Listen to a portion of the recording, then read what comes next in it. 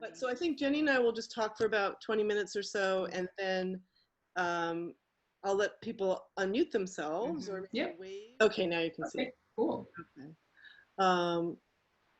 So we have the show's going to run from today through August 14th. We'll have it up for 5 weeks. We're not exactly, we might be changing our gallery hours. So we're going to ask people to call ahead. It just might be better to do that because we may have to rethink some of these hours. We definitely will have it open at least 2 days a week, but we don't want to have a lot of people in the gallery at once for everybody's safety. So it's just a little note there for everybody. So I'm going to share another. Sorry for my. Okay, do you see Uproot? Is that full screen yet? Not yet. Boy, I'm just not good at this. Oh yeah, there we go. Okay, so you have Uproot. Yep. All right, I'm gonna get. Sorry. Problem is I can't see it now. Okay, there we go. So Jenny, I had asked you to pull a couple of paintings from the show that we could talk about. For sure.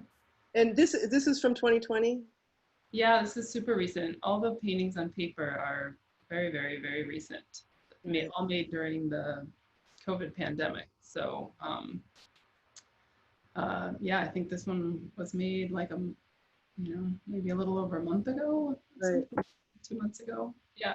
And these are, I think, 30 by 22. Yep. So there's about I think 4 about this size, and the others are a little smaller. So yeah. I think. Yep, the smaller ones are like 11 by 15. Yeah. And then the smallest ones are 7 by 7. Those, yeah. So I'm just trying to give you. Now, are you seeing full screen? The no, not yet. Okay. Okay. Now you got the full screen of the 7 by 7s. Yep. So these are all, while you had to, because you couldn't use your studio, you were in the house. Yeah. Working at your kitchen table, I guess? Yeah, well, yeah, pretty much have a little pop-up table that I can put in whatever room I need to put in. Yeah, so these, I had sort of started making these a little bit before the pandemic hit. So like at the, maybe the beginning of the year, or slightly at the end of last year. And it's actually kind of a part of my process to make these little paintings. Sometimes they're in gouache, that's what these are in. And oftentimes they're in acrylic on gessoed paper. And they end up just like really being pretty experimental, quick studies, I suppose, of kind of like teasing out different kind of formal ideas, more or less. I have a lot of these that I'm always kind of making in one period of time or another. It's like if I have leftover paint on my palette and I just, I sort of want to do something a little bit more experimental or sort of like looser an idea, then that's where these little ones always come in. Right. For my process. Yeah. And when you're working that small, it also allows you to do a number at one time or not be so committed to what happens. Yeah. And have a lot of freedom. But I find it funny that you call them studies because they're so complete. Each one is so complete and contained and perfect. It's not like they're not like quick, boom, boom studies. I could see any of these being a larger painting, but I also, I find if anyone gets to the gallery, it's just so striking to see all of these together, but each one of them, and they're not framed, so they're tacked to the wall, which is also I think it's really nice to see them presented that way. They're not, it's just not the traditional, frame, and I don't know, they're just so beautiful, and they just feel so complete. Yeah, And thank uh, you.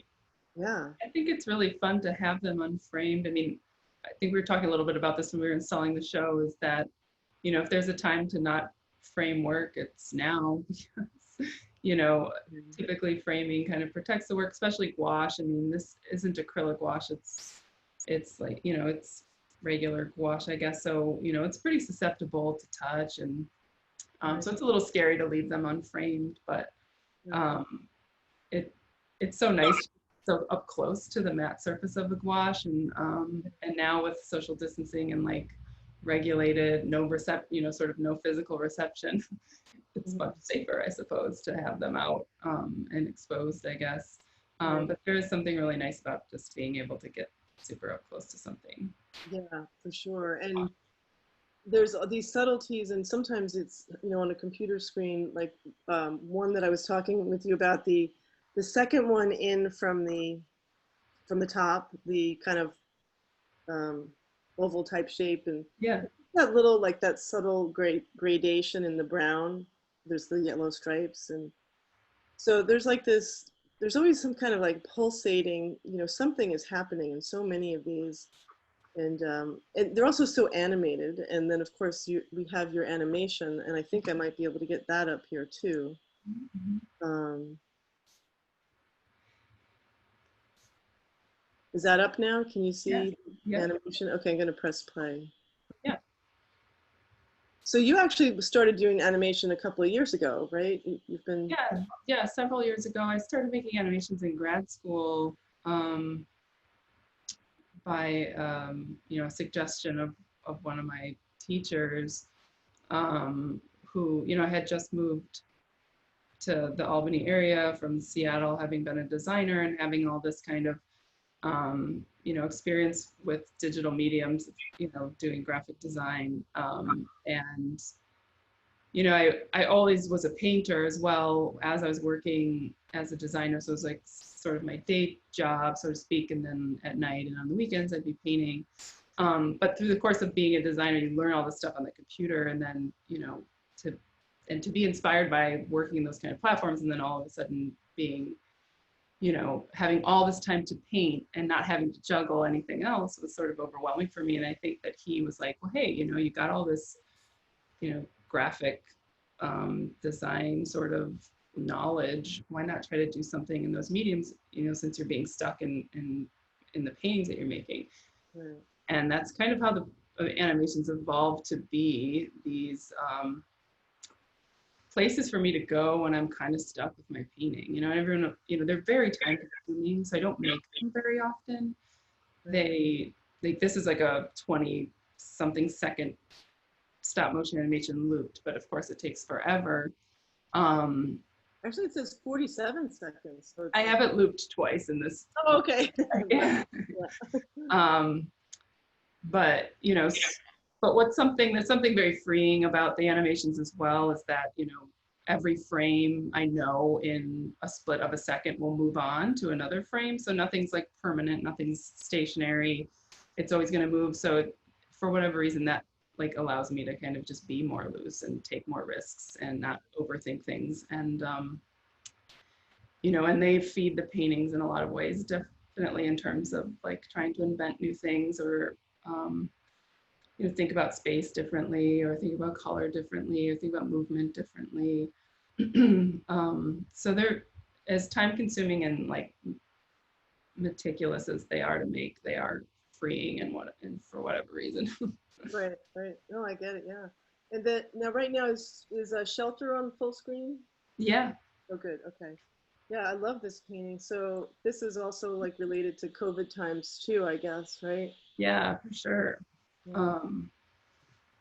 Yeah, so like just with these recent works and some other recent works that I have up at another gallery in New Jersey, called Gold Scopophilia, I've been pushing some of the forms in my work, specifically in, you know, I think like with previous bodies of work, people might notice that, you know, the sort of small, tightly paralleled lines that gradate in intensity or hue that sort of move across the surface are all sort of tightly wound in a way, or, you know, sort of creating these sort of nesting patterns within each other that sort of fill, end up sort of filling the whole space of the canvas. And so with these new works, I'm trying all these different like ways of rule breaking. Like you can see some like kind of more um, sort of looser lines in between some of the tighter lines, and some of the tighter lines are growing to be kind of larger and more expanded. But yeah, the title of that one was called Shelter, and I was just sort of thinking about that idea of, you know, of being sheltered and being kind of, you know, being very stationary, Right. where you are and where everybody is, having to kind of Yeah. sort of self-isolate.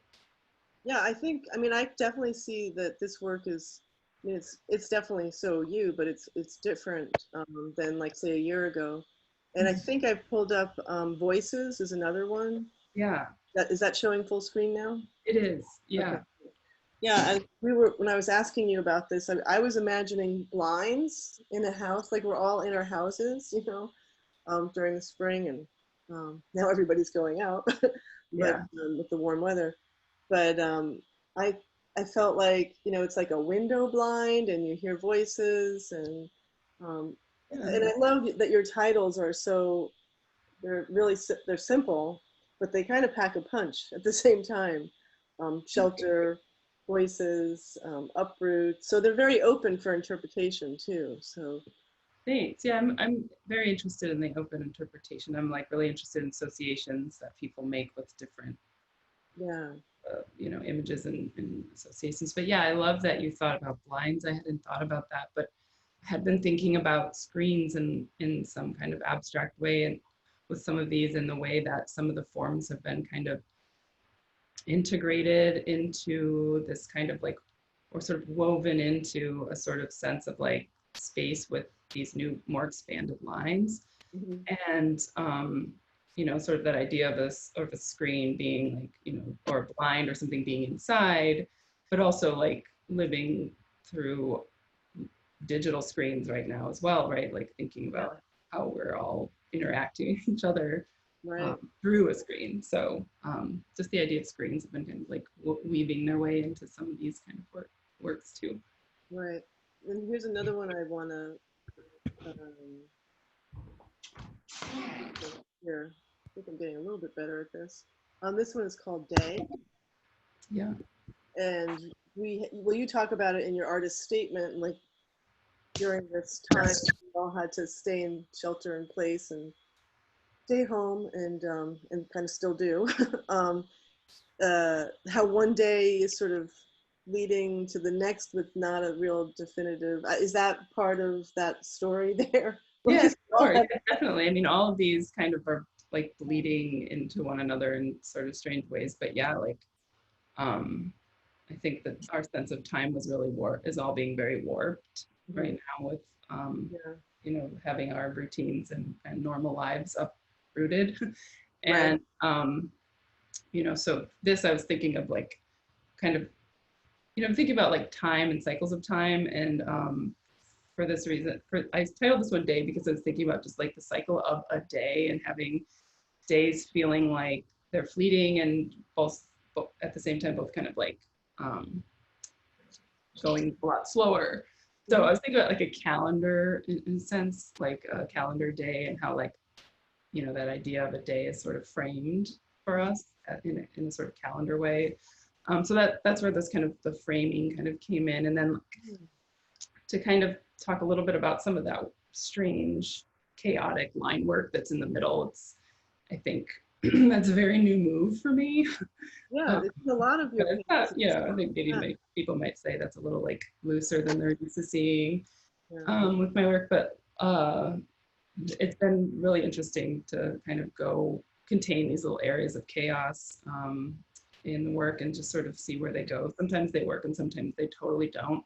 Um, but yeah, they're sort of breaking rules with that in the sense of like they're overlapping and interweaving, and they're not really following a set pattern or system in a way how they normally do.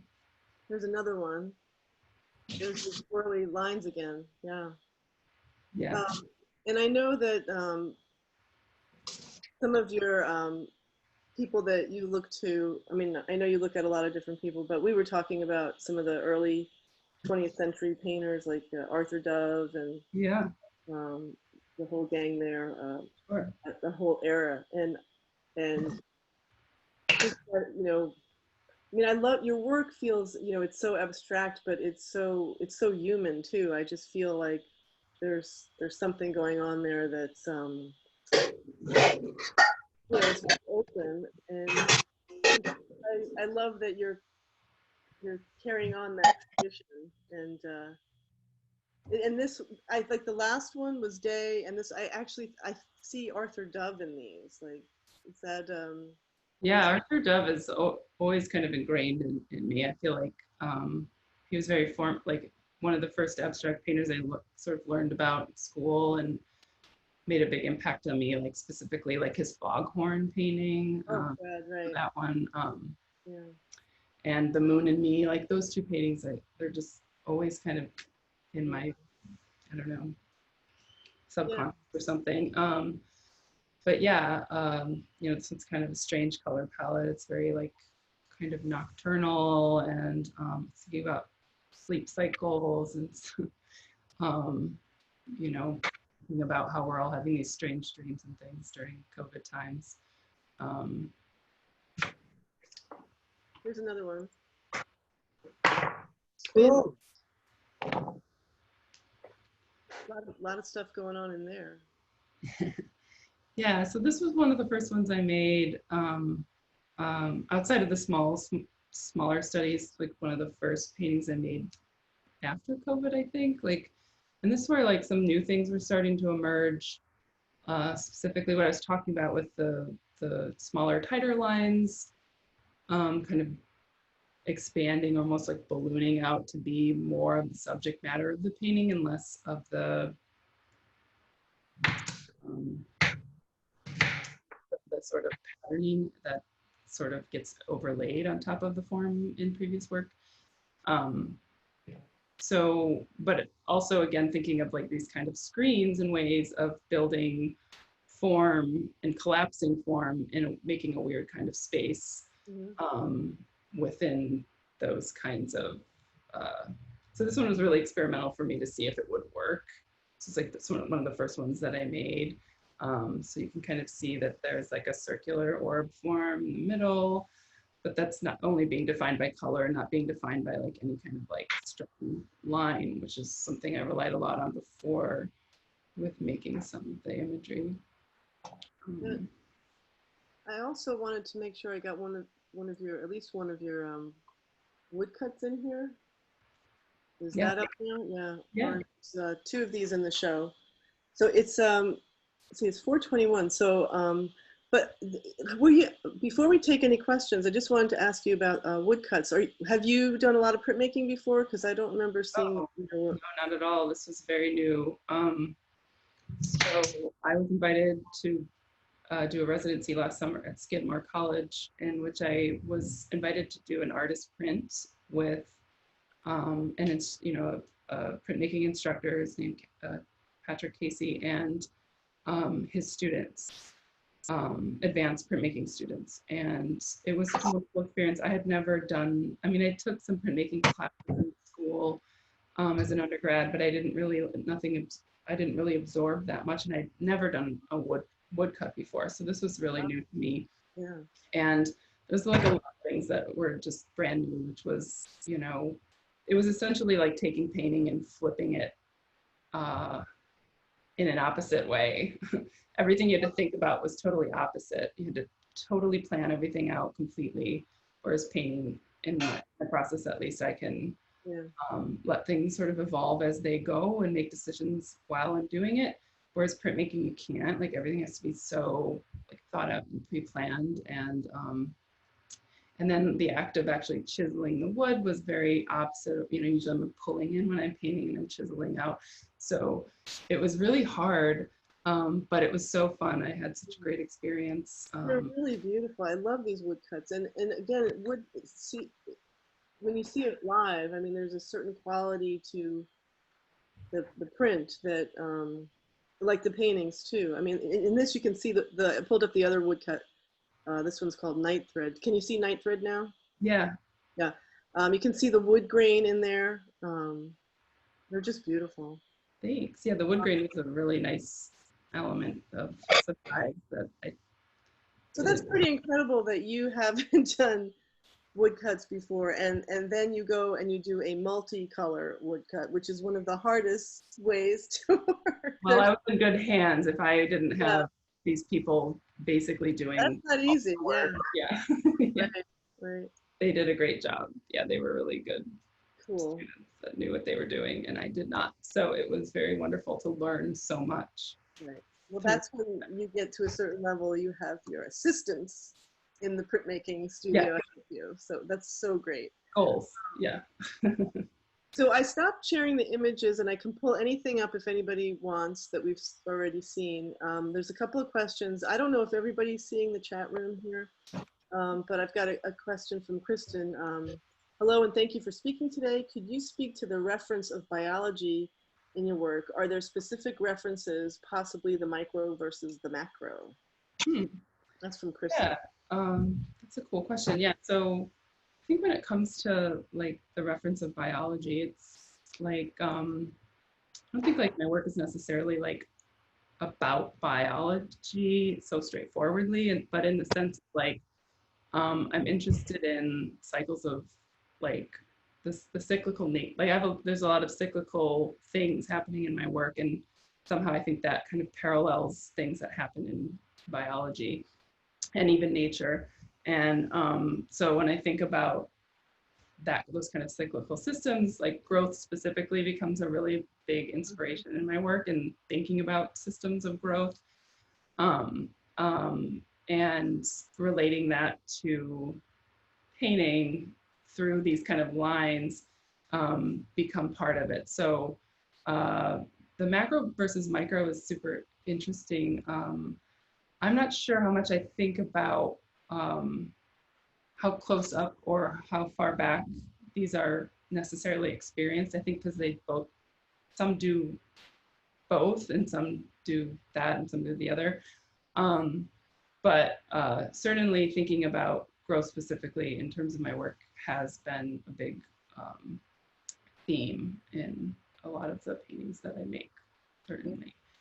And yeah, so, you know, I think like parallels in nature will be true to that too. So like I have a garden in the backyard and that I've been like very novicely trying to maintain. So seeing those kinds of Mhm. systems of growth and seeing something from like germination to fruiting to, you know, flowering to fruiting or whatever, has made parallels to like my own, like having my own child and having a son and going through the birth process and all those things. So like I think like the kind of curvilinear forms in my work oftentimes hint at figuration and hint at biology.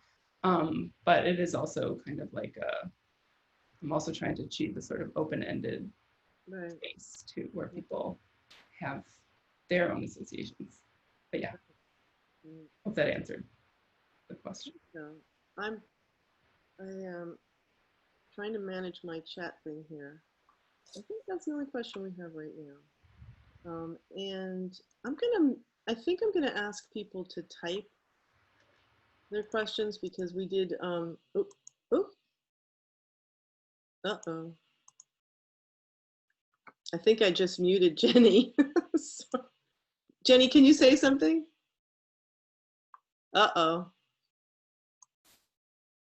Can you hear me now? I mean, can I hear you now? I've just unmuted myself. So. Sorry. We can't mute you. You're the star here. Oh, that's funny.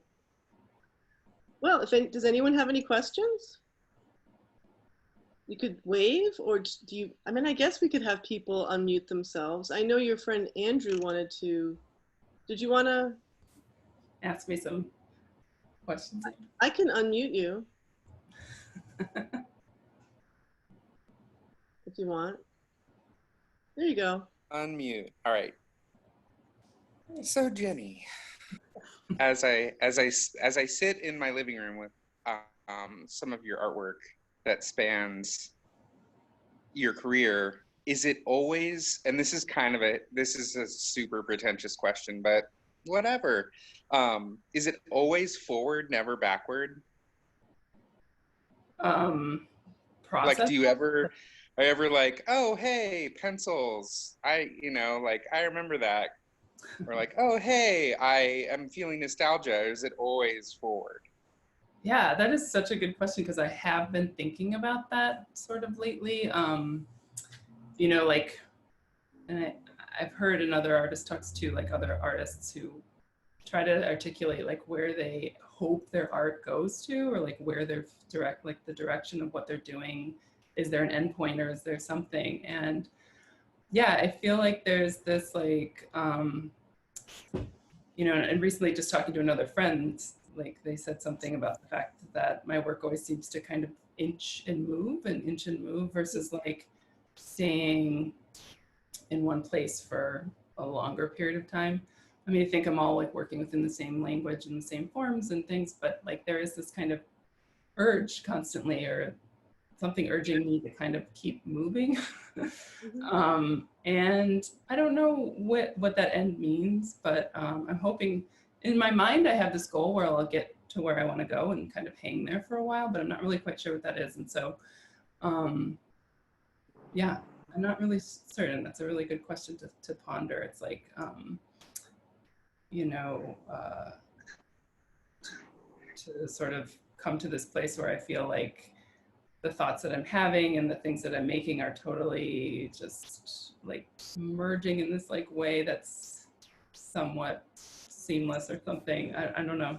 But maybe it's always the journey is Yeah. what it is, and that Yeah, it's totally. living in the present, and then tomorrow will be different because it's tomorrow. Right, totally. And so I have this like quote on my fridge that I see almost every day. I got it at some event, I can't remember. And it just says like, search, the search for meaning is in the search. And so Oh, that's nice. I like something that. like that. Yeah. I try to calm myself down by saying, yeah, that's Right. true. It's true. The grass is not necessarily green. There's no other side to get to. It's Right. right here, right now, right? Yeah. There's another question here. Jake is wondering where the Curly Q motif came from. How are you thinking about that? The Curly Q Motif. And maybe I could pull one of these up. Yeah. This one? No. I think I have day up right now. Like sort of the curvilinear nature of like. Like there's the side, there's the curly. I can put this one. It might be better. This is called Deep Stage. Yeah. Okay. Oh, the kind of the more chaotic Curly Q work. Uh-huh. Yeah, that is a cool question. I don't know because I've been really focused on line work a lot lately, wanting to experiment with line and make new kinds of space. And I think it was just this sort of urge to do something more loose and freeing, that's opposite to the tight work that I'm so accustomed to doing. And I think when I first started doing it, I never thought I'd like show someone, at least at first. Like maybe I should sit with this for a while. But and I don't know how well it's like really necessarily working in these newer works, but I am interested in exploring it more. It totally happened, when you're like in the midst of your like work, it's hard to kind of articulate exactly what's happening while you're so in it. And I feel like I'm in that place with the Curly Q motif. But I will say that like it did start happening at the COVID time. So I don't know if it was just like a mental like reaction to want to like break free of, of the kind of like more tighter controlled things that I was doing, or systematic things. So I think that might have something to do with that. Yeah. Great question. I'm trying to figure out. I love when you say like not like ready to show yet. Like yeah. It's so interesting, that whole, and then it ends up becoming who you are and what you're doing. And Yeah, Yeah, yeah. It's hard to know if you should lean into something or kind of dismiss it, but right. I have another question. Michael asks, your work looks so pristine. You mentioned that sometimes something really, quote, doesn't work, end quote. Do you scrap the paper canvas and begin again, or do you scrape and scrub? Do these have a messy in progress stage, or is it orderly throughout? That's interesting. well, with the gouache works, I think I only have a couple shots before I kind of have to get rid of it because I can't layer gouache too much. But I will just paint over. I'll just yeah, if something doesn't work out and I'm really just like not feeling it, I'll just sand it down and start that section over or the whole painting over. And I found myself doing that a lot more during the COVID times than in past times. So I don't know if there's just more space for me to think and rethink. You actually sand them? Frustrating moments, but there's something really satisfying about like struggling through a painting than actually having it work out in the end. And there's been a few of those and I have felt satisfied, but there's been plenty of ones that I just stopped working on and just figured maybe I'll come back to it someday, but for now I'm just going to turn it around and get it out of my view for the time being because there's a stack of work like that in your yeah I have a stack of work like that for sure. And sanding it can bring it because the paper's so thick that you can sand it. So those would be with the acrylic works. Sorry, I should have mentioned that. So like with gouache, if it doesn't work out and I try it too many times, I might just scrap it entirely. But if I'm working on linen panels, there's quite a few layers of gesso and they're stretched over panel, so it's like a hard surface. Right. So, you know, if I don't want the sort of pentimenti of the painting to come through in another layer, I'll sand it down to make a more smooth surface again. Another question from Andrew to everyone. Oh, I'm sorry. Okay. Have you created? No, I'm sorry. How much planning goes into the painting?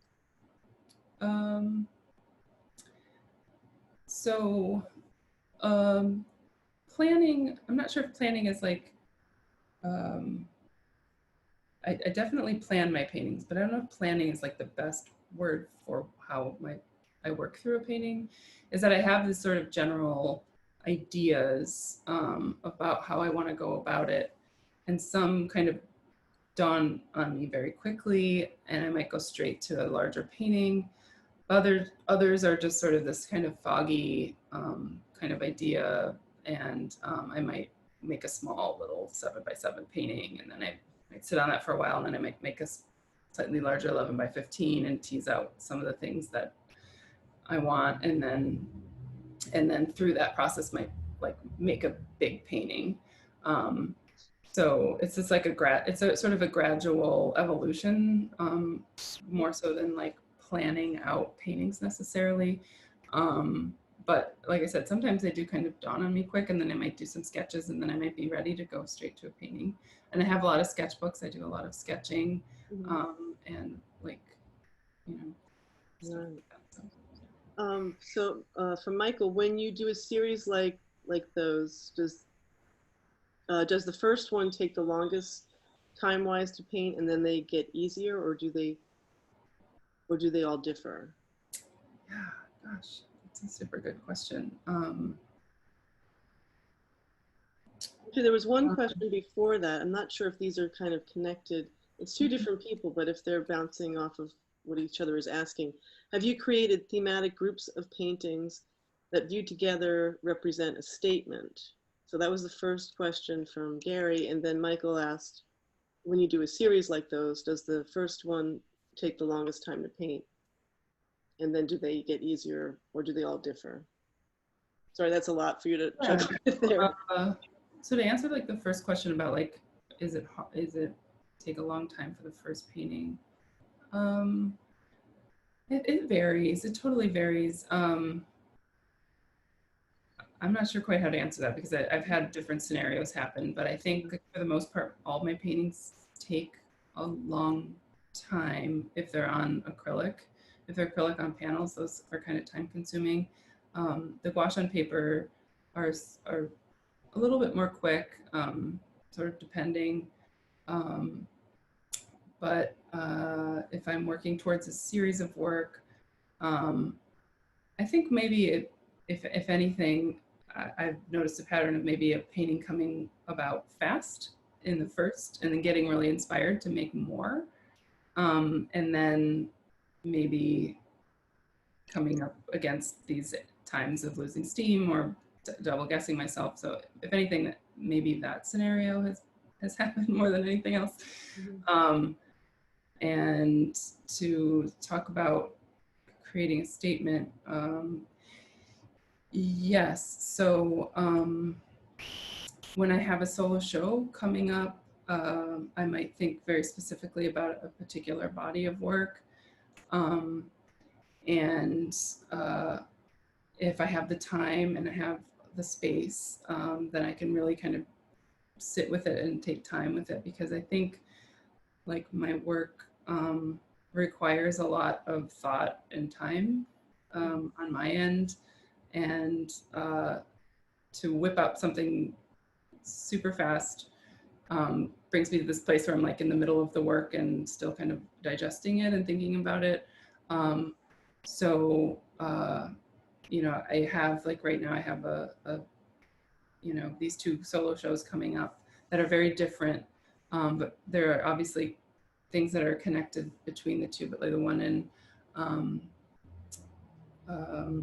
Gold Scopophilia in New Jersey, I was thinking and presenting these kind of ideas about time in these abstract ways, and then I sort of articulated that in these idea of like cycles of time, and then that idea became a little bit more intensified when this show was coming up, because I was in the COVID place, and so I had this urgent way of addressing time, I guess. So hopefully that answered the question, but yes, that is the goal, is to create a body of work with a sort of like a, you know, some articulated. Yeah, I think that's why I wanted to bring that because I felt like that's, I mean, they're kind of I mean, each one is so different, but they're kind of connected.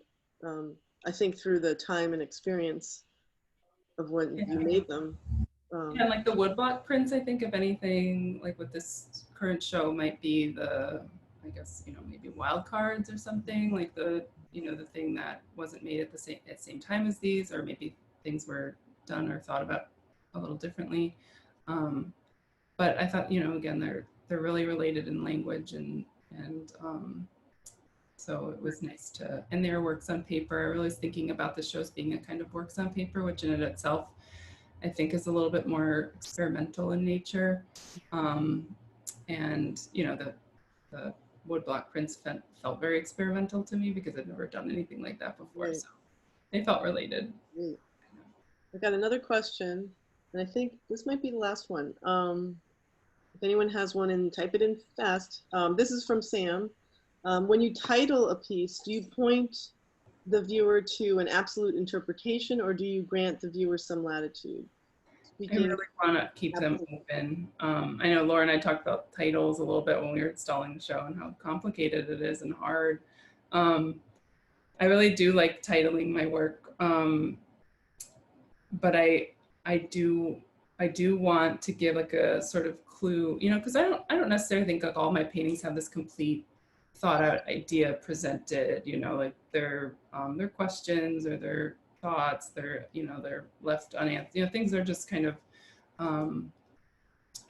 experimented with or whatever. And so when I think about the titles, I want to reflect my desire to keep them open for other interpretations. Like I think it's part of the reason why I'm interested in abstraction, is the sort of mystery of what people get out of these, because oftentimes they're very different from what I get out of them. And I just think that as long as they can keep speaking in different kinds of ways, it's like that's a good thing in my world.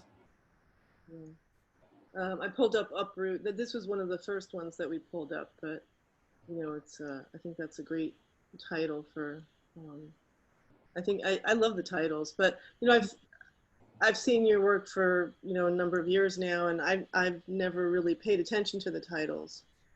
I didn't need to know the title. They were so, you know, they're so strong on their own. It's just really powerful work. But as we were putting the show together and preparing for it, I just thought these, you know, because I'm like, my paintings are all untitled, you know, it's just so daunting, title painting. But I just love the titles. I think there's a lot of poetry in your titles. So I think that we're gonna end the meeting. Let me stop sharing and sorry, a little sloppy here. Sorry about that. So thank you, everybody. I'm gonna put this on full screen and see who's here. Can't really, okay. Anyways, great that you all showed up, and thanks everyone for coming. That was really fantastic. Thank you so much, Jenny and Laura. Thank you, Jenny. This has been great. Thank you. Yeah, I can't wait to go back up and see the show. And yeah, when I get the chance, the Lake George Arts Project is such a beautiful space. It's like overlooking the lake, and it's a nice little respite from the craziness of Lake George. So Lake George, right. And right now we have a sign on the door. We prefer people to just give us a call, and then we'll let them in, so we can just kind of make sure everything is safe for everybody. And we also right now we'll have the current gallery hours on the website, and we'll also post that stuff on Instagram and Facebook. So it's good if you're going to come, make sure you check that. But we want people to see the show. It's a fantastic show. The gallery looks fabulous. So hope you all can make it to Lake George. So, thanks for this conversation. Thank you. Thank you. Thank you. Thank you. Thank you, everyone. Okay, lots of thank yous. Great. Thank you, everybody. Thank you. Stay cool. Thanks for your amazing work. All right, I'll see you soon.